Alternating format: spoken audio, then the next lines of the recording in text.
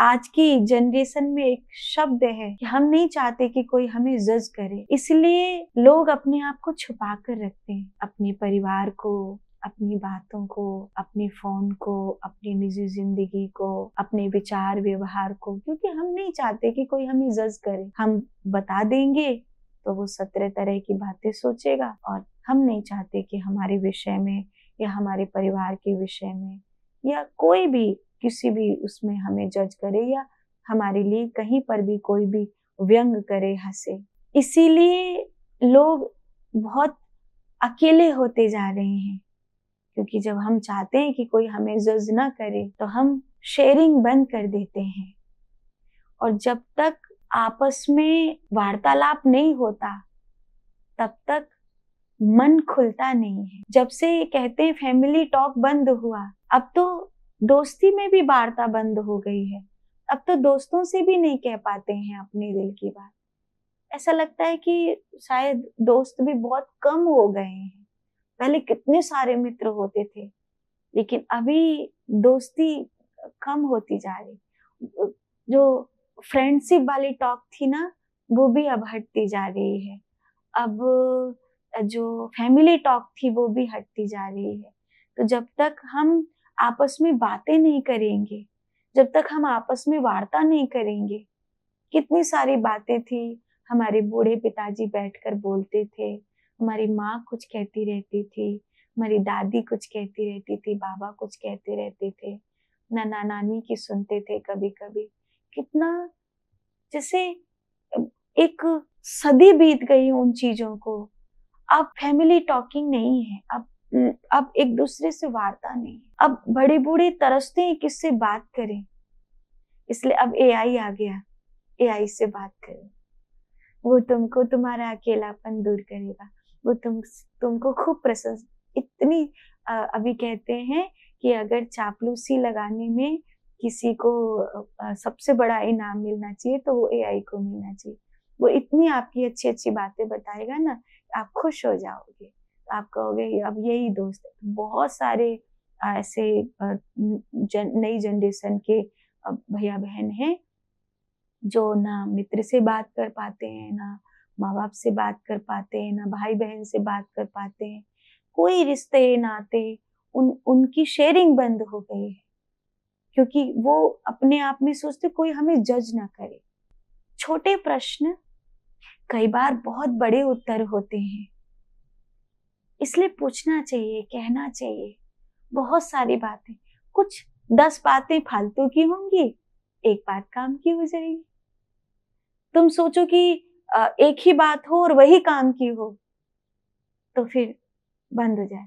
10 फालतू होंगी, एक काम की हो जाएगी, ऐसा होता है। अब मैं अगर अपनी बात कहूँ तो हम लोग बैठते हैं, खूब सारी बातें होती हैं।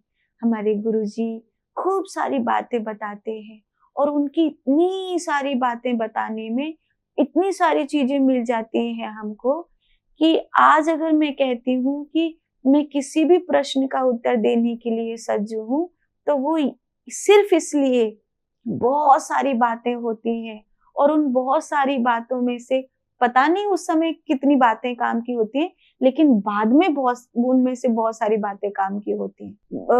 उस समय एक स्थिति बन जाती है, तो सुनो और कहो, कुछ कहोगे, कुछ सुनोगे, एक दूसरे से बातें होंगी, गलतफहमियां दूर होंगी। करने दो जज, पर बोलो तो सही, बात तो करो।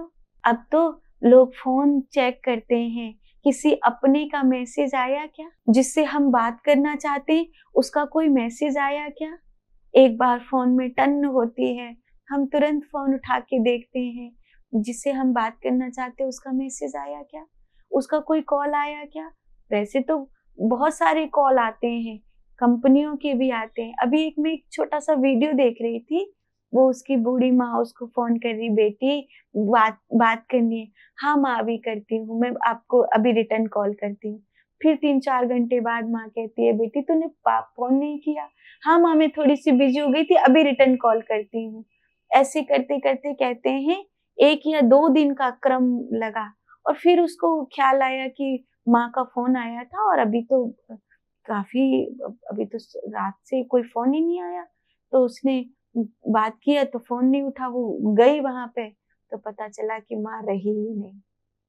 फिर रोई कि काश मैं उस समय बात कर लेती, माँ मुझसे बात करने की कह रही। अभी हम बार बार देखते हैं कि किसी अपने का मैसेज आया कि नहीं, किसी अपने का फोन आया कि नहीं, लेकिन जो अभी के हमारे अपने हैं वो अपनी दुनिया में है, वो हमारी दुनिया में नहीं है, वो हमारी दुनिया में नहीं है। इसलिए जो अभी के लोग हैं उनसे कहूं कि अपने बड़े बूढ़ों की दुनिया में जाने का प्रयास करिए, वो अपनों की दुनिया में जाने का प्रयास करिए।